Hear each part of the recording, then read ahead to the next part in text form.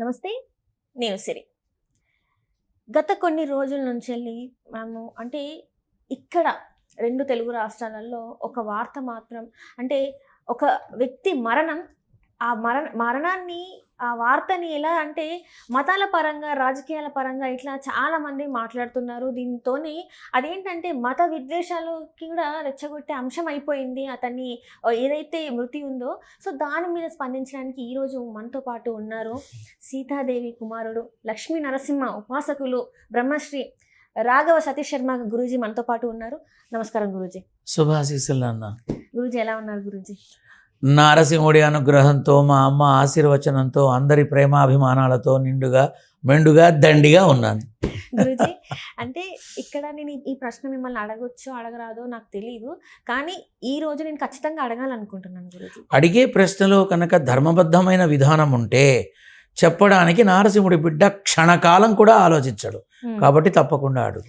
గురూజీ, ఒక వ్యక్తి తను వచ్చేసి ఒక మత బోధకుడు, క్రిస్టియన్ పాస్టర్. అతని పేరు వచ్చేసి ప్రవీణ్ పగడాల. అవును. ఆయన ఒక యాక్సిడెంట్లో చనిపోయారని కొంతమంది పోలీసులు మాట్లాడుతున్నారు. కాదు హత్య అని చెప్పేసి వాళ్ళకి చెందిన క్రిస్టియన్ పాస్టర్స్ కొంతమంది బయటకు వచ్చేసి ఇది ముమ్మాటికి హత్య ఎక్కడో చేసుకొచ్చి బాడీని అక్కడ పడేశారు, అక్కడ పెట్టారు, ఇది మేము అసలు ఒప్పుకోము యాక్సిడెంట్ అంటే అని చెప్పేసి వాళ్ళు వాదిస్తున్నారు. ఇంకొకటి ఏంటంటే వాళ్ళు ముస్లిమ్స్కి సపోర్ట్గా ఉండి ఇది హిందూస్ది చేసిన వాళ్ళే, మన రెండు అంటే ముస్లిమ్స్ క్రిస్టియన్స్ జాగ్రత్తగా ఉండాలి వీళ్ళ వల్ల అని చెప్పేసి వాళ్ళు కొన్ని స్టేట్మెంట్స్ పాస్ చేసిండు. ఇది కరెక్ట్ అంటారా? అమ్మ నాకు ఒక మాట చెప్పు. ప్రవీణ్ అనబడేటటువంటి వ్యక్తి ఒక పాస్టర్. అవును గురించి. అవునా? ఒక యేసు ప్రభువు యొక్క బైబిల్ గ్రంథంలో నుంచి యేసు ప్రభువు యొక్క ప్రేమపూర్వక వాక్యాలని 10 మందికి తెలియపరుస్తూ 10 మందికి ఒక చక్కని సర్వీస్ని అందిస్తూ ఒక పాస్టర్గా ఎంతో గౌరవాన్ని పొందిన వ్యక్తి. అనుకుందాం, ప్రతి మనిషిలో మంచి చెడు 2 ఉంటాయి. ఇప్పుడు అతనిలోనూ అదేదో హిందువుల మీద కించపరుస్తూ మాట్లాడాడు, హిందువుల్ని తప్పుగా మాట్లాడాడు అని అన్నారు. సరే, అవి పక్కన పెడదాం. మనిషి వెళ్ళిపోయాడు, మనిషి గతించాడు. గతించిన మనిషి గురించి అసలు ఇలా మాట్లాడచ్చా?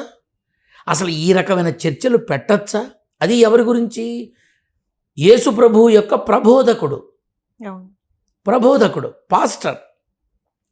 ఆయన పాస్టర్గా చేసే చర్చికి ఎంతమంది వెళ్ళుంటారు?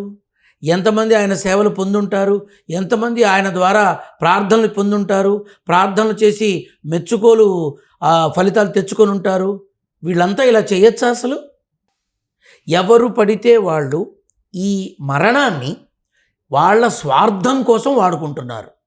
అది వాళ్ళ కమ్యూనిటీ అయినా ఇంకో కమ్యూనిటీ అయినా ఎవడు పడితే వాడు నోటికొచ్చినట్టుగా ఒక ప్రబోధకుడు గురించి ఇంత జుగుప్సగా మాట్లాడుతున్నారు. సిగ్గు శరం ఉండాలి. ఇప్పుడు పోలీసు యంత్రాంగం ఏమైనా చేతులు ముడుచు కూర్చుందా? హోమ్ మినిస్టర్ అనితమ్మ అక్కడ. ఎవరైనా సరే వదిలిపెట్టే ప్రసక్తే లేదు. తప్పు చేసిన వాళ్ళని దండించాల్సిందే, పట్టుకొని విచారించండి. నిజంగా హత్య అయితే దోషుల్ని కఠినంగా శిక్షించాలి. ఇది యాదృచ్ఛికమైన అనుమానపు ఏమీ లేని మరణం అయితే ప్రజలకి తెలియపరచండి. Yes given. ఇప్పుడు పోలీసు యంత్రాంగం వారం అయినట్టుంది ఆ మరణం జరిగి.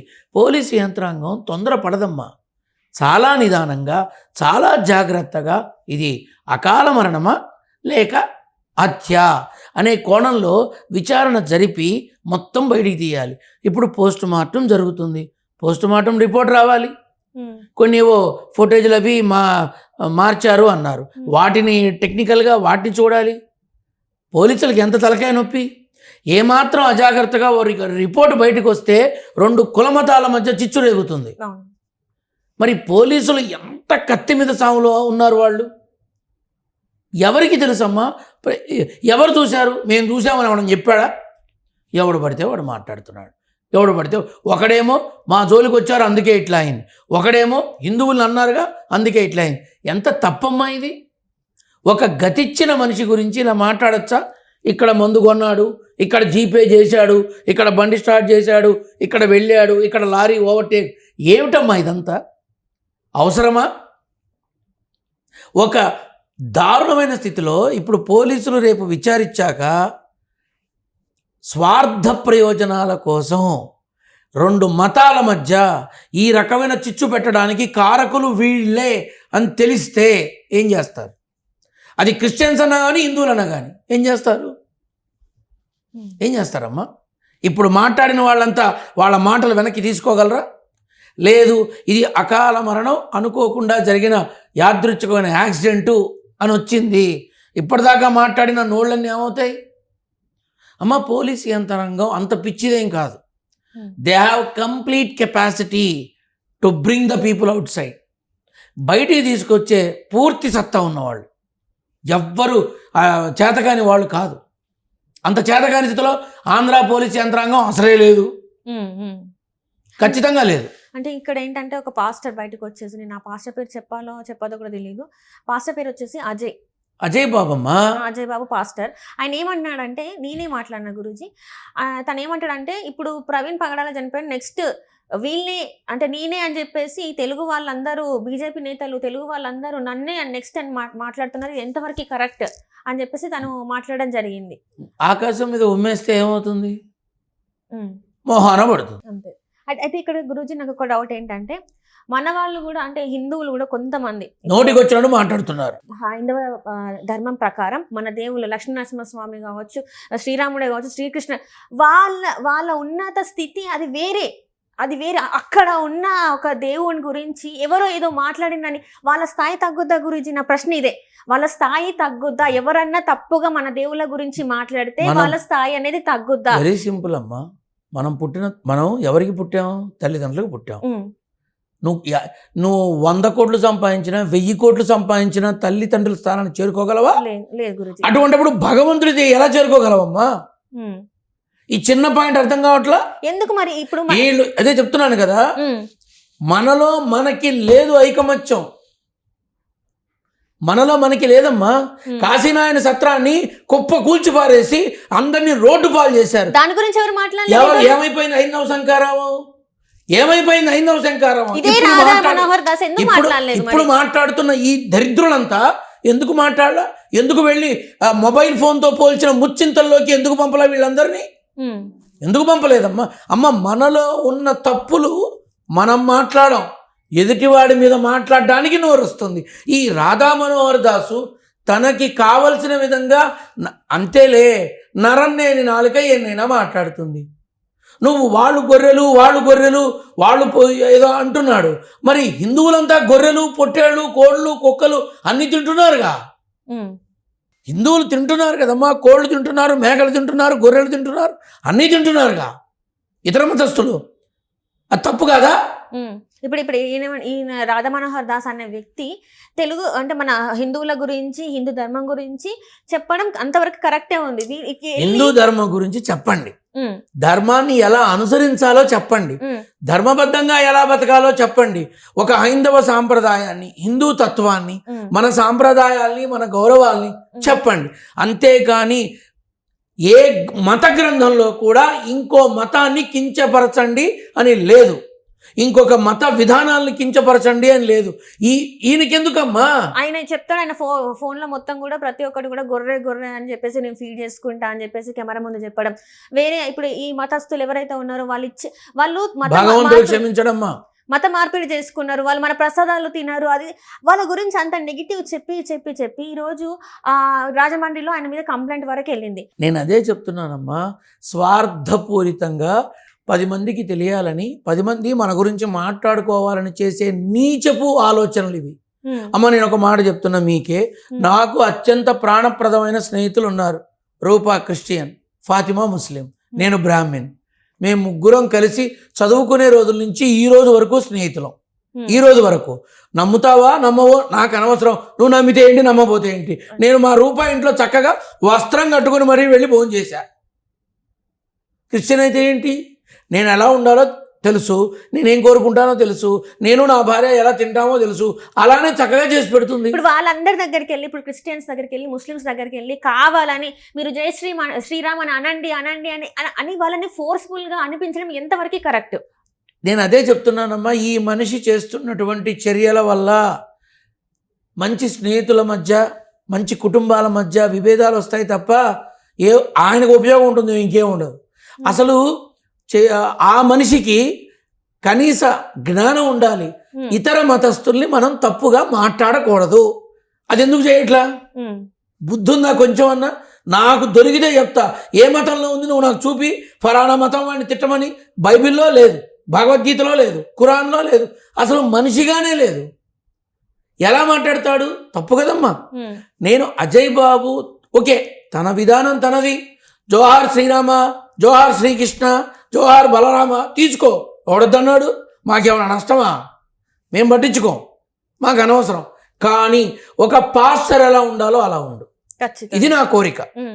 ఆవేశం, కోపం, ఆక్రోశం, మాటలు, విధానాలు ఇవి బాలేదు. అదొక్కటే నాకు నచ్చలా. కానీ నువ్వు పాస్టర్గా ఎంతో మందికి మేలు చేసేవాడివి, నువ్వు అటువైపే ఆలోచించు, ఇది కాదు. రైట్. ఇంకొకటి ఏంటంటే గురూజీ, ఇక్కడ క్రిస్టియన్స్ ఇప్పుడు పాస్టర్స్ వీళ్ళు ఉన్నారు, వీళ్ళు ఎంతసేపు మత మార్పిడి గురించి చాలా మంది మాట్లాడుతున్నారు. అంటే నేను ఇక్కడ అజయ్ బాబు గారి గురించి మాట్లాడుతున్నాను, ఇంకా చాలా అనేక మంది ఉన్నారు. మా మతం మా క్రిస్టియన్ మతంలోకి రండి, ఇక్కడ దేవుడు మీకు అందుబాటులో ఉంటాడు, వేరే మతంలో ఉండరు అని చెప్పేసి. ఎక్కడ మన దేవాలయాలలో అంటే అయ్యగారులని అంటాం, పంతులను అంటాము మనము, ఇంతమంది వీళ్ళెవ్వరు కూడా అన్నీ అంటే వేరే మతం గురించి కానీ దేని గురించి కానీ ఎక్కడ కూడా ప్రస్తావన తీసుకురారు. గుడికి వెళ్ళామా, పూజలు చేసినామా, అక్కడ అంతే, ఇంకా అక్కడ వరకే వాళ్ళ దగ్గర ఆశీర్వాదాలు తీసుకున్నామా. ఏ రోజు కూడా మన హిందువు అంటే ఎవరైతే ఉంటారో వాళ్ళు మన వేరే కులం అంటే కులం మార్పిడి చేయండి, మత మార్పిడి చేయండి అని ఎప్పుడు అడగలేదు కదా. ఎందుకు ఇక్కడ మాత్రం ఇట్లా జరుగుతుందంటారు? అంటే వాళ్ళ మతం యొక్క ఉనికి కోసం వాళ్ళు చేసే ప్రయత్నం కావచ్చు. వాళ్ళ మత సిద్ధాంతాల్ని 10 మందికి చెప్పి 10 మందితో దాన్ని ఓకే చేసే విధానం కావచ్చు. ఇప్పుడు మత మార్పిళ్ళు తప్పు, కానీ మారేవాడు మారుతుంటే ఎవడాపుతున్నాడు? కానీ బలవంతంగా చేయకూడదు. నేను ఇక్కడ క్రిస్టియానిటీకి అపోజ్ కాదు, నేను హిందూ అమ్మాయిని అని చెప్పేసి నేను వాళ్ళని తక్కువ చేసి నేను మాట్లాడట్లేదు. నేను అందరికీ పూజ చేస్తాను, నేను అన్ని రకాలుగా చేస్తా. కాకపోతే ఏంటంటే ఇక్కడ చాలా మంది ఏంటంటే వాళ్ళని బలవంతంగా, ఒకవేళ మారాలంటే అంటే హిందూ దేవుళ్ళని మీరు తిట్టాలి, దూషించాలి, ఇట్లా చేయాలి, అట్లా చేయాలి. ఎందుకు అలాంటివన్నీ? ఒకవేళ ప్రభువు ఇష్టం ఉంటే వాళ్ళే ఆటోమేటిక్ వచ్చేస్తారు కదా. స్వార్థపూరిత ప్రయోజనాల కోసం చేసేటటువంటి క్రమం. తద్వారా డబ్బు రూపంలో ఉపయోగం ఉండొచ్చు, ఇంకే ఇతర లాభాలైనా ఉపయోగం ఉండొచ్చు, ఇతరత్ర కారణాలు కావచ్చు, వాళ్ళ స్వప్రయోజనం కావచ్చు, ఏదన్నా కావచ్చు. కానీ ఒక మనిషి ఒక మతం నుండి ఇంకో మతంలోకి వెళ్ళేటప్పుడు ఆలోచించాల్సింది తన ఉనికిని మర్చిపోకూడదు, తన ఉనికిని గుర్తించుకోవాలి, తన ఉనికిలో తను బ్రతకడం అనేది నేర్చుకోవాలి. ఇక్కడ నేను ఒక క్వశ్చన్ మాట్లాడుతున్నా గురూజీ. రాధా మనోహర్ దాస్ అనే ఒక వ్యక్తి మత మార్పిళ్ళు జరుగుతున్నాయి, ఇక్కడ పాస్టర్లందరూ మత మార్పిళ్ళు చేపిస్తున్నారు హిందువులని అంటున్నప్పుడు, మీరు వేరే కంట్రీ చూసుకున్నట్టయితే ఇస్కాన్ టెంపుల్లో ఎంతమంది ఫారినర్స్ మతం మార్చుకొని కృష్ణునికి పూజ చేస్తలేరు. వాళ్ళు ఫారినర్ దాకా వెళ్ళావు. సికింద్రాబాద్ క్లాక్ టవర్ దగ్గర ఉన్న కృష్ణ మందిరం చూడు, ఎక్కడ దాకా ఒక్కల్లా. బెంగళూరులో ఉన్న ఇస్కాన్ చూడు, ఎక్కడ ఇస్కాన్ టెంపుల్ ఉందో అక్కడ చూడు, ఆటోమేటిక్గా నీకు ఇన్ఫర్మేషన్ వస్తుంది. ఇతర దేశాల వాళ్ళు ఇక్కడికి వచ్చి మన సంస్కృతిని అడాప్ట్ చేసుకొని, మన విధానాన్ని అడాప్ట్ చేసుకొని, ఆడవాళ్ళైతే చక్కగా కట్టు బొట్టు ధరించి విష్ణు సహస్రనామాలు, భగవద్గీత పారాయణలు ఇన్ని చేస్తున్నారు. ఇప్పుడు రాధా మనోహర్ దాస్ లెక్కలా ఇది తప్పే కదా. మరి ఎప్పుడైతే పరమతస్థుల్ని, పర కులస్తుల్ని, పర పురుషులో స్త్రీలో మనుషులో వాళ్ళని తప్పుగా మాట్లాడటం మొదలుపెట్టాడో అప్పుడే తప్పు కదమ్మా. ఎలా నేను ఇప్పుడు మీ ద్వారా కూడా అడుగుతున్నా, ఏ గ్రంథంలో, అది ఖురాన్ కావచ్చు, బైబిల్ కావచ్చు, గీత కావచ్చు, ఎందులో చెప్పారు ఇతర మతస్థులు నువ్వు కించపరచు, దిగజార్చు, నీచంగా మాట్లాడని ఎవరు చెప్పారు నీకు? అల్లా చెప్పాడా? యేసు ప్రభువు చెప్పాడా? కృష్ణ పరమాత్ముడు చెప్పాడా? నువ్వెందుకు మాట్లాడుతున్నావు? నీకేం అవసరం? అంటే నలుగురు చూడాలనా? రేపు ఎవడో ఇంత గడ్డ తీసుకొని గుండు మీద కొడతాడు, ఏం చేస్తా? అప్పుడు కూడా ఏం చేస్తా? ఇదిగో వాళ్ళే నన్ను కొట్టారని చెప్తాడు. నేను చెప్తున్నా, నోరా వీపుకు చేటు దేకే. నువ్వు మాట్లాడే మాటలు ఏదో ఒక రోజు నీ వీపు సాపు చెయ్యక తప్పదు. తప్పు కదమ్మా. ఖచ్చితంగా. ఎప్పుడైనా అమ్మా ఒకటి, ఈ కులాలు మతాలు నాకు అనవసరం. ఒక వైష్ణవ, వైఖానస, వైదిక, సాంప్రదాయ, ఆగమ శాస్త్ర పండిత బ్రాహ్మణుడైనప్పటికీ నేను ఎవరి మీద ఆధారపడుతున్నాను? అందరి మీద ఆధారపడతాం, ఒకరు వీళ్ళ మీద అమ్మా నా ఇంట్లో అంట్లు తోమి చక్కగా ఇల్లు ఊడ్చి తుడిచే నా బిడ్డ క్రిస్టియన్, ఓకే, బట్టలు ఇస్త్రీ చేసేవాళ్ళు వేరే, నాకు గొరిగేవాళ్ళు, నా తల గొరిగేవాళ్ళు వేరే, అందరూ వేరే, నా ఇంటి చెత్త తీసుకుని వెళ్ళేవాళ్ళు వేరే, వీళ్ళందరూ ఉన్నారు కాబట్టి నా ఇల్లు శుభ్రంగా, నా ఇంట్లో పూజా విధానం జరుగుతోంది. వీళ్ళే లేకపోతే అంటే నేను ఎంతమంది మీద ఆధారపడ్డాను? ప్రతి మనిషి ఆలోచించాలి. అసలు ఎవరన్నా ఇప్పుడు పనులు చేస్తున్నారా, డింగ్ డింగ్ డింగ్ కొడేస్తాడు, ఆ టమాటానో జోమోటానో వచ్చి వస్తుంది, అది తెచ్చేవాడు ఏ కులం తెలియదు. చెప్పండి. నేను మాట్లాడడం మొదలు పెడితే రాధా మనోహర్ దాస్ కాదు, ఏ దాసుడికి ఆన్సర్ ఉండదు. మనకి ఫుడ్ తెచ్చేవాడు ఏ కులం అమ్మా? చూస్తారు ఎవడన్నా? పంట పండించే రైతు ఎవడు ఏం చూస్తారు? ఎక్కడ నువ్వు పంట దాకా వెళ్ళావు, మనం నట్టింటో పనిచేసే వాళ్ళ గురించి మాట్లాడు. ఈ రాధా మనోహర్ దాస్ గురించి నేను అదే మాట్లాడుతున్నా. ఎందుకు నోరు పడిపోతున్నావు అందరి మీద? ఏం అవసరం నీకు? ఏం చేశారు నీకు? క్రిస్టియన్స్ అయినా ముస్లిమ్స్ అయినా వాళ్ళు మంది అరే రామ్ కే బినా రంజాన్ నహీ, అలీ కే బినా దివాళీ నహీ అన్నారు. నిన్న రంజాను, నన్ను బావా అని పిలుస్తాడు నా స్నేహితుడు అజీజ్, చక్కగా పలకరించుకున్నాం. వాడు నాకు, నేను వాడికి. నువ్వు నమ్ముతావా? రంజాన్ రోజు నేను వస్త్రంలో వాడి ఇంటికి వెళ్ళి పాయసం తిన్నా. మాది ముస్లిము హిందూ కాదు, మాది స్నేహకులం, స్నేహితులం. ఇది మాకు స్నేహమే మా కులం. చెప్పుకుంటూ పోతే ఎన్నో ఉన్నాయమ్మా. తప్పమ్మా, ఎప్పుడు ఎవరు తక్కువ చేయకూడదు. ఇప్పుడు ఏదైతే ఇది నష్టం, ఈ ప్రాణ నష్టం, ప్రవీణ్ పగడాల గారి మృతిని అయితే చాలా మంది వాళ్ళకి నచ్చిన రాజకీయ ప్రయోజనాల కోసం వాడుకుంటున్నారేమో అనిపిస్తోంది. మీ ఉద్దేశంలో ఇది ఏదైతే జరిగిందో ఈ ఘటన ఆయన వ్యక్తిగతంగా ఏదో ఆలోచనలు ఉండి ఆయనకు అట్లా జరిగిందంటారా? నిజంగానే ఇలాంటిది ఏమైనా జరిగిందంటారా? పోస్ట్ మార్టం రిపోర్ట్ వచ్చేదాకా మనం మాట్లాడకూడదు. ఇప్పుడు నేను మాట్లాడినా కూడా తప్పే అవుతుంది, మాట్లాడకూడదు. ఎందుకని? అక్కడ ప్రాసెస్ నడుస్తోంది.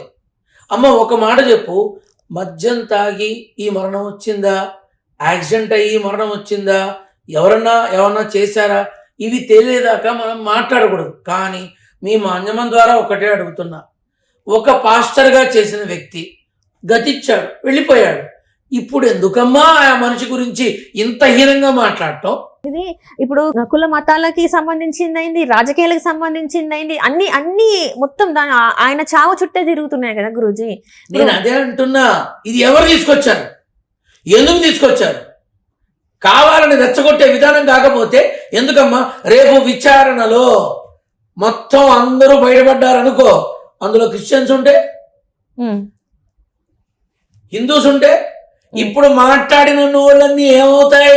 అడ్రస్ కూడా మార్చేసి ఫోన్ స్విచ్ ఆఫ్ చేసి పుట్టకొకడో చెట్టుకొకడో పోతాడు. ఇదే జరుగుతుంది. తప్పమ్మా, తొందరపడి నోరుంది కదా అని మాట్లాడకూడదు. ఇప్పుడు చాలా మంది పాస్టర్స్ తెలుగు హిందూ దేవుళ్ళ గురించి చాలా ఘోరంగా మాట్లాడుతున్నారు, ముస్లిం ఖురాన్ గురించి చాలా ఘోరంగా ఎందుకంటే ప్రవీణ్ గారే సీతమ్మ గురించి చాలా ఘోరంగా మాట్లాడారు. ముస్లిమ్స్ ఆడవాళ్ళు మసీద్కి ఎందుకు వెళ్ళొద్దు అంటే కూడా తను చాలా ఘోరంగా మాట్లాడు. ఎంతవరకు కరెక్ట్ గురూజీ? అది ఎవరైనా కూడా ఇప్పుడు ప్రవీణ్ గారు వెంటాడింది అనుకో అమ్మా, కర్మ ఇలానే ఉంటుంది. ప్రహ్లాదుడు పడే క్షోభ ఏదైతే ఉందో అది చూస్తున్నారంతా. అడిగావు కాబట్టి చెప్తున్నా. శ్రీ మహావిష్ణువు దగ్గరికి వెళ్ళి, స్వామి ఇంకా ఎన్నాళ్ళు స్వామి ఆ హిరణ్యకశిపుడికి భయపడి 3,000,000 దేవతలను దిక్పాలకులు చెట్టుకొకళ్ళు పుట్టకొకళ్ళు అయ్యాం, నువ్వు ప్రశాంతంగా క్షీర సముద్రంలో అమ్మవారితో హాయిగా ఉన్నావు, మా పరిస్థితి ఏంటి స్వామి అడిగారు. నన్న పాపం పండేదాకా ఆగాల్సిందే, ఎవడైనా అంతే. అంటే మాకు ఇంకా తప్పవా? తప్పదు. ఎప్పుడైతే ప్రహ్లాదుడి యొక్క ఆర్తనాదం నా హృదయాన్ని తాకుతుందో, ఎప్పుడైతే ప్రహ్లాదుడు తన తండ్రితో నేనున్నాను అని నిరూపించే క్రమం వస్తుందో అప్పుడు వస్తా, వెళ్ళండి అన్నాడు. ఆ బాధలు పడి పడి పడి పడుతూనే ఉన్నాడు ప్రహ్లాదుడు. హిరణ్యకశిపుడు అలసిపోయాడు. ఎరా ఎంత చేస్తున్నా నీకు కొంచెం కూడా బాధ అనిపించట్లేదా? నాకెందుకు నాన్న అని చిన్న నవ్వుతో నాకు నారాయణుడు ఉన్నాడుగా అంటాడు. అవునా, చూపిరా నీ నారాయణ్ణి. అప్పుడు వచ్చాడమ్మా. ఎక్కడున్నాడు చూపిడాన్ని నారాయణ అడిగితే ఎక్కడైనా ఉంటాడు అని చూపించాడు. అంతే. ఇదిగో ఇందులో ఉన్నాడా అందులో ఉన్నాడా అని అడిగాడు. ఈ స్తంభంలో కూడా ఉన్నాడు అన్నాడు. అప్పుడు స్తంభోద్భవం జరిగి స్తంభోద్భవంలోంచి నారసింహుడు బయటకు వచ్చి హిరణ్యకశిపుణ్ణి తన తొడల మీద కూర్చోబెట్టుకొని చీల్చి పారేసి అనుగ్రహాన్ని ప్రసాదించాడు. అది కాబట్టి మా భగవంతుడి జోలికి వెళితే బర్తరఫ్. అంటే ఇది ఓన్లీ క్రిస్టియన్స్ కి మాత్రం వర్తిస్తుంది. ఏ మతమైనా, ఏ కులమైనా, ఏ జాతైనా కర్మ వెంటాడుతుంది. సత్కర్మ దుష్కర్మ. మంచి చేస్తే మంచి డబల్ అవుతుంది. దుష్కర్మ భయంకరమైన స్థితి నుంచి భగవంతుడిని నమ్ముకున్నందుకు బయటపడతాం, నమ్ముకోలేదు అట్టనే పోతాం. కొంతమంది హిందూ దేవుళ్ళని అంటే వాళ్ళని హిందూ దేవుళ్ళని పెట్టుకొని వాళ్ళు ఏమి చేయట్లే అంటారా మీరు? ఎవరు? కొంతమంది హిందూ దేవుళ్ళని పెట్టుకోవడం, హిందూ దేవుళ్ళని పెట్టుకొని వాళ్ళు కూడా ఇట్లాంటివి అన్ని చేయట్లేదు, తప్పుడు పనులు చేయట్లే అంటారా? అసలు చెయ్యండి ఎవడమ్మా. కొంతమంది ఏమిటి నా బొంద. ఇప్పుడు కన్వర్టెడ్ క్రిస్టియన్ అంటారు. అంటే హిందూ మతంలో ఉన్నప్పుడు వాడు ఏం చేశాడు? హిందూ దేవుడిని కూల్చాడు. కన్వర్టెడ్ అయ్యాడు. ఏం చేశాడు? ఆదివారం చర్చికి వెళ్తున్నాడు. అంటే వాడు ఏ మతంలో ఉన్నా భగవంతుని నమ్ముతున్నాడుగా. తాడేపల్లి గుడి నుంచి వచ్చిన నా బిడ్డలు ఒకళ్ళు ముస్లిం ఒకళ్ళు హిందూ. వీళ్ళు నమాజ్ చేస్తాడు, ఇదేమో పూజ చేస్తుంది, చేసుకుంటున్నారుగా. ఒకే ఇంట్లో ఉంటారు, వాళ్ళ దేవుడిని చేసుకుంటున్నారు. ఏముందమ్మా ఇందులో?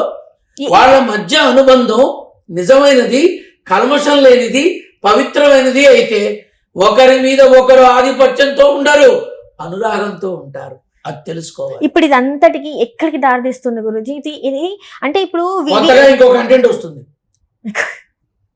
ఖచ్చితంగా. నేను ఇంతకుముందు కూడా చెప్పా, ఈ నాగబంధం మనకి ఇంకో కంటెంట్ వస్తుంది, వెయిట్ చేయన్న. వచ్చిందా? ఆ తర్వాత అన్న వచ్చిందా? ఇది కూడా అంతే. 4 రోజులు తర్వాత కొత్త కంటెంట్ మొదలవుతుంది, చూస్తూ ఉండు. అమ్మ ఒక మాట చెప్పనా, ఒక్కటే నా బాధ ఏంటంటే గతించిన మనిషి గురించి వీళ్ళు పోస్ట్ మార్టం చేస్తున్నారు. అంటే ఇప్పుడు మీరు కొన్ని వీడియోస్ చూస్తుంటారు గురూజీ, అంటే ఆయన సీసీటీవీ ఫుటేజెస్ నిజాలని ఎలా చెప్తాం? విచారణ జరుగుతోంది, అవన్నీ నిజమైన సీసీ ఫుటేజ్లా మార్ఫింగ్. అక్కడిక్కడ తను మత్తుతో తూలుపడినవి కూడా ఉన్నాయి. అవి కూడా మార్ఫింగ్ అంటారా? నేను అదే అంటున్నా, ఇవన్నీ బయటపడాలమ్మా. నేను కూడా మాట్లాడకూడదు. Once it is a case file అయిన తర్వాత అక్కడి నుంచి ఇవన్నీ లైన్ లో రావాలి. వాళ్ళు చెప్పాలి. నాకు తెలిసినా నేను మాట్లాడకూడదు, మాట్లాడితే అర్థం తప్పకూడదు. వాళ్ళ చేతిలో ఉంది. నా చేతిలో వస్తే బాగానే ఉండదు, వాళ్ళ చేతిలో ఉంది. ఆయన వ్యక్తిగతమైన విషయాలు మీకెందుకు? ఆయన జీవితాన్ని ఎందుకు ఇంత బురద చల్లుతున్నారు? వెళ్ళిపోయాడుగా, గతించాడుగా. ఆ మనిషి గురించి గౌరవంగా మాట్లాడక్కర్లేదా? ఇంకొక న్యూస్ కూడా బయటకు వచ్చింది గురించి, ఏంటంటే ఇంట్లో భార్య భర్తలకి ఏదో జరిగింది. ఆ జరగడం వల్లనే ఆయన రాజమండ్రి వరకు, అది కూడా ఒక బైక్ మీద వెళ్ళడం ఎంతవరకు కరెక్ట్? ఎందుకంటే ఆయనకి అంతకు ముందు 1 నెల క్రితమే ముస్లిం సోదరులకి క్షమాపణ లేఖ లాగా FBలో తన అకౌంట్లో ఒక క్షమాపణ లేఖ రాశారు. అదేంటంటే నాకు థ్రెట్ ఉంది, నన్ను ఎవరైతే ఉన్నారో మీరు నా మీద అంత కోపం పెట్టుకోకండి, నా మీద ఇట్లాంటివి చేయకండి, నన్ను క్షమించండి అని చెప్పేసి పెట్టిన ఒక 1 monthకి ఈయన చనిపోవడం జరిగింది. ఇప్పుడు కొంతమంది ఏమంటారంటే అంటే ప్రవీణ్ గారి వైఫ్కి అన్ని నిజాలు తెలుసు, ఆమె నోరు విప్పితే అన్ని తెలుస్తాయి అని చెప్పేసి మాట్లాడుతున్నారు. అంటే రోజుకొకటి ఎట్లా పుట్టిస్తున్నారు వీళ్ళు? ఇది ఎంతవరకు కరెక్ట్ అంటారు? ఇంట్లో ఉన్న వాళ్ళని కూడా బయట ఎవరు మర్చిపోకూడదు. ఎల్లుడే పని మనిషి కూడా వస్తుంది బయటికి. ఆ తర్వాత మందు షాపులో నేనే ప్రవీణ్ గారికి మందు అమ్మాను, వాడు వస్తున్నారు కదా, పెట్రోల్ శబాష్ ఏం చెప్తున్నా కదా, నేనే ప్రవీణ్ గారి బండిలో పెట్రోల్ కొట్టాను, నేనే ప్రవీణ్ గారికి సిగరెట్ ప్యాకెట్ ఇచ్చాను. ఎక్కడమ్మా అంతం? కొత్త కంటెంట్ వచ్చేదాకా వెయిట్ చేయి, అప్పటిదాకా ఇది నడుస్తూనే ఉంటుంది. ఇదే నడుస్తుంది, ఇంకోటి నడవదు. అండ్ ఇలాంటి వాటిని ఉపయోగించుకోవడంలో రాధా మనోహర్ దాసు మహావేషకుడు, వికటకవి రాధా మనోహర్ దాస్. అనవసరమైన మాటల్లో అత్యంత అద్భుత చతురుడు, పనికి మాలిన మాటలకి. ఒకవేళ రాధా మనోహర్ దాస్ గారిని మిమ్మల్ని కూర్చోబెట్టి ఒక డిబేట్ ఏర్పాటు చేస్తే మీరు సిద్ధంగా ఉంటారా గురూజీ? రాధా మనోహర్ దాస్ ఏంటమ్మా, నేను ఎవరితోనైనా సిద్ధమే. అది ఒక ఆరోగ్యపరమైన విధానంలో మనందరం మన అభిప్రాయాల్ని పంచుకొని ఒకరిని ఒకరు అర్థం చేసుకొని మాట్లాడుకునే విధంగా ఉండాలి. రాధా మనోహర్ దాస్ నేను ఎప్పుడూ సిద్ధమే, కానీ వన్ కండిషన్, ఏ శాస్త్రంలో ఇతర మతాల్ని కించపరచాలి, దూషించాలి, తక్కువ చెయ్యాలి అని రాసి పెట్టిన గ్రంథం ఏదైతే ఉందో తీసుకురమ్మను. లేదా మాంజమంలో మీ అందరి ముఖాముఖి ఇతర మతస్థుల్ని కించపరిచినందుకు క్షమాపణ చెప్తారంటారా? ఆయన నేను అడిగానని చెప్పు అంటే ఆయన ఏ శాస్త్రంలో ఉందో రాఘవ శర్మ గారు మిమ్మల్ని చూపించమన్నారు. అలా ఉంది అంటే రాఘవ శర్మ గారు క్షమాపణ చెప్తారు. Yes, I'm ready. అలా లేకపోతే మీరు చెప్తారా? ఆయన అడగమన్నారు, చెప్పు. అమ్మ, డిబేట్కి నేను ఎప్పుడు సిద్ధమే. నేను ఎప్పుడు సిద్ధమే. నేను సిటీలో అందుబాటులో ఉండాలి, అంతే. నేను ఊరు తిరిగే బిచ్చగాడితో సమానం. ఎప్పుడు ఏ ఊరు ఏ రాష్ట్రంలో ఉంటాను తెలుస్తావు. అందుకే చెప్తున్నా, ఒక అజయ్ బాబుతో కూడా సిద్ధమే నేను, చక్కగా నా భావాలు పంచుకోవడానికి.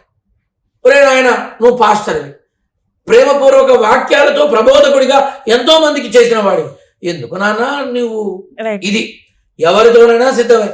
దయచేసి నోరుంది కదా అని విరుచుకొని పడిపోయి ఇతర మనుషుల్ని గాని, మతస్థుల్ని గాని, కులస్తుల్ని గాని తక్కువ జాతిగా మాట్లాడద్దు. ఇప్పుడు ఈ ప్రవీణ్ గారి వృత్తి మిగతా పాస్టర్లకు ఒక గుణపాఠం లాగా అవుతుంది. తప్పమ్మా, తప్పంటారా? ఇతర వాళ్ళకి గుణపాఠం అలా మనం ఎవరు మాట్లాడటానికి? అసలు ఏం తెలిసిన మాట్లాడతాం మనం?